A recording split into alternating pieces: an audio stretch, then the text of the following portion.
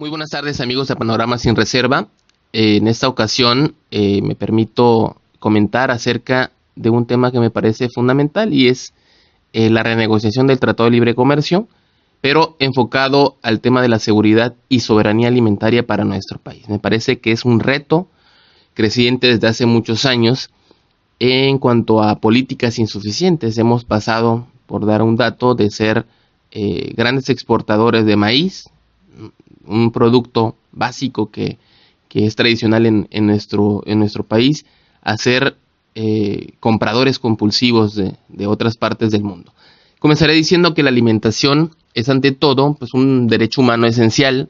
que está reconocido en el artículo 25 de la Declaración Universal de los Derechos Humanos de 1948, pero también en el artículo 11 del Pacto Internacional de Derechos Económicos, Sociales y Culturales, además de otros instrumentos de orden regional en América Latina. Sin embargo, como sabemos, es uno de los derechos más violados en forma sistemática, hasta 3 veces al día, dependiendo la situación social de la persona, el impacto que tiene el hambre en estos grupos sociales. Resulta importante atender algo en particular, y es que el mapa del hambre en el mundo coincide, al menos en América Latina, con territorios donde existen un número importante, un número creciente de pueblos y comunidades indígenas, y entre ellos está México, Guatemala, Ecuador, Perú, Bolivia, por mencionar información que el propio Banco Mundial ha establecido, y reconoce el propio Banco Mundial que existe un fracaso de las políticas de salud y alimentación en países latinoamericanos, entre ellos México, con mayor presencia de pueblos indígenas. Pues bien, en esta renegociación del Tratado de Libre Comercio, yo creo que se tiene que atender puntualmente la necesidad de asegurar la alimentación básica de todos los mexicanos, básicamente o específicamente por el tema de la autoproducción. Hay que reducir los niveles tan altos de desnutrición y particularmente pues atender la población indígena que sufre mayormente de la falta de oportunidades para garantizarse esos recursos o esos bienes y servicios. Resulta interesante también que el tema de la seguridad alimentaria es cada vez más recurrente, no solamente en países latinoamericanos, sino en países de primer mundo, como puede ser en Europa. En foros de discusiones nacionales e internacionales, pues se ha establecido el interés de regresar a lo básico, de regresar a la producción, a la autoproducción nacional, porque pues, los incrementos, los aumentos de las canastas básicas y sus impactos en las economías familiares de las diferentes regiones del mundo, pues es un hecho que básicamente preocupa porque va en contra de esa seguridad y soberanía alimentaria. Y recordemos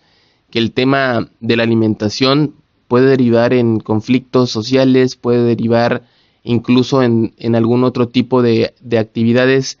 no tan deseables, y que pues, desgraciadamente la geopolítica, los intereses transnacionales aprovechan, ¿no? La FAO, como dato para que lo conozcan, ha definido el tema de la seguridad alimentaria como el acceso físico, social y económico en forma permanente a alimentos suficientes, seguros y nutritivos. Eso lo ha dicho la Organización de las Naciones Unidas para la Agricultura y la Alimentación. En este tratado de libre comercio, que para muchos, y me incluyo, ha sido menos benéfico de lo que esperábamos, y que no se tomó la importancia años después al establecimiento del Tratado de Libre Comercio con la Unión Europea para tratar de potencializar a México y garantizar estos temas, entre otros muchos, pues creo que en ese Tratado de Libre Comercio en particular, por la cercanía con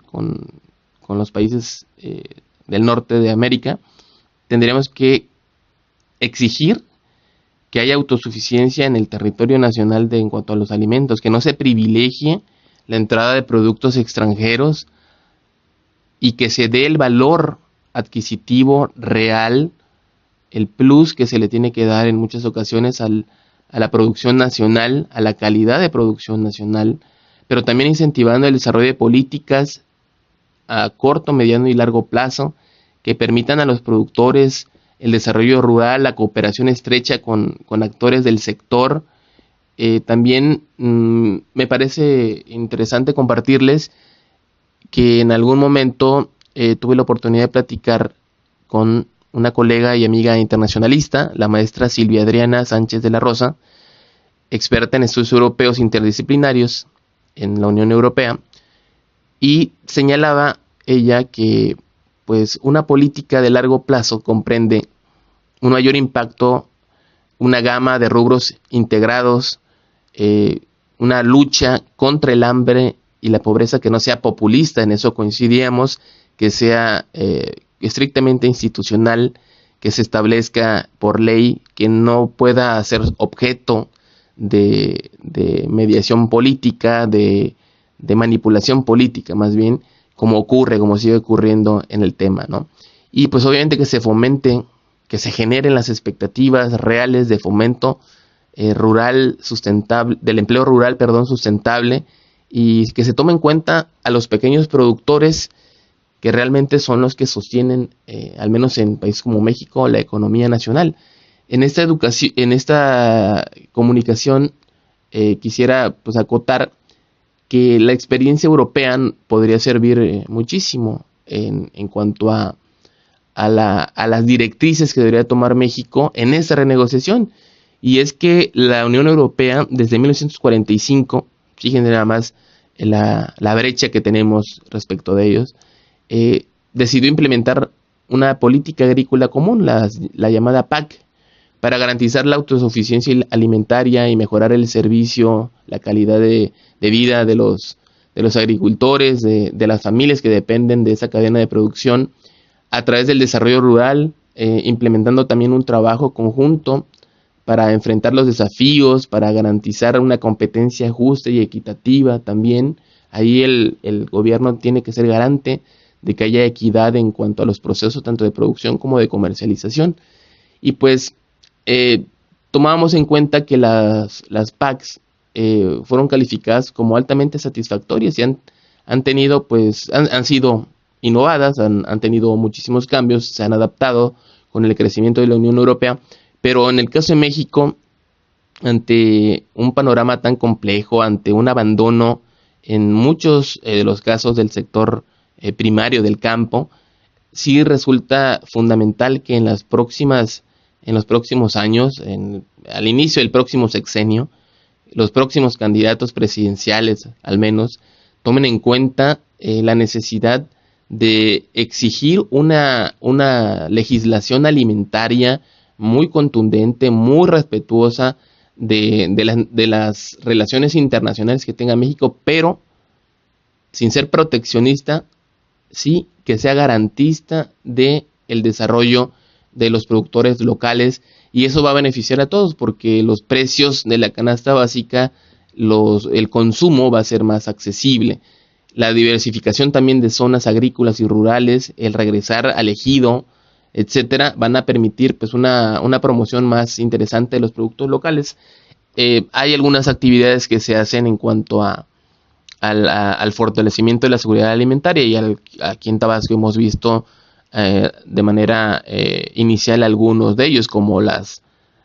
jornadas que se hacen, por ejemplo, en Tenosique con el queso, en Jalpa con el tema de la butifarra. Este tipo de actividades pues van fomentando un desarrollo local, un consumo local, ¿no? Para beneficiar pues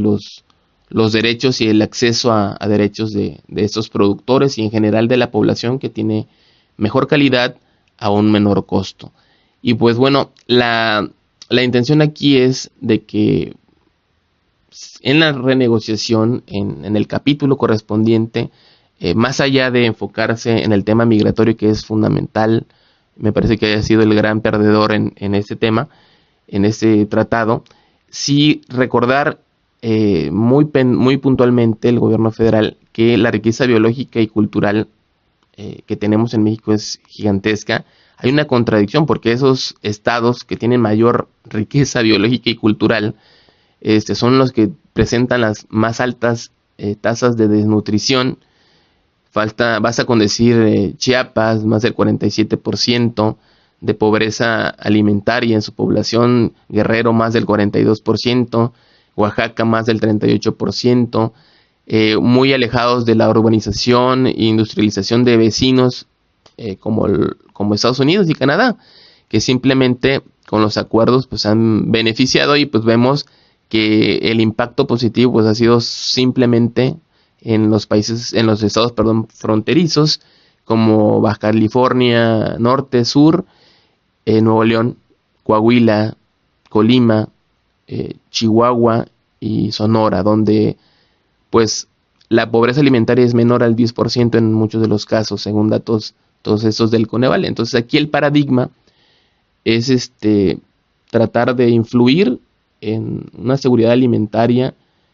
y eso nos va a permitir ser autosuficientes más allá de los intereses del mercado. Se tiene que buscar alternativas locales para entrar al comercio mundial. El uso de tecnologías, de la información, todo va de la mano, y pues con esto vamos a mejorar los procesos de producción. Si se establece bien en el Tratado de Libre de Comercio, se tendrán que hacer adecuaciones a nivel nacional y también a niveles locales, para también ser cuidadosos de temas ambientales y de temas de salud, y garantizar que el consumo pues sea mayor pero prudente. Todavía, y como con esto me despido, todavía en México seguimos haciendo un desperdicio enorme en cuanto a alimentos, cuando existen millones de personas que no tienen muchas veces ni para hacer una sola comida. Y hablo del tema de los bancos de alimento, que desgraciadamente no tienen tanto apoyo como deberían, y que, sin mal no recuerdo,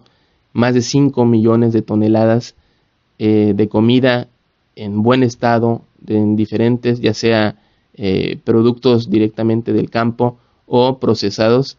se tiran a la basura y no se utilizan. Entonces es un llamado de conciencia para que tanto a nivel políticas macroeconómicas como a nivel vivienda, a nivel hogar, podamos reflexionar en cuanto al tema y tener pues una postura fuerte para defender los intereses nacionales en materia alimentaria. Les agradezco muchísimo por su atención y les mando un saludo a todos, recordándoles las redes sociales: Julio César Fajardo Álvarez, arroba jc-fajardo-tab, en Twitter, en Facebook, Julio Fajardo. Y pues estamos a sus órdenes en el 9931-620893. Muchísimas gracias.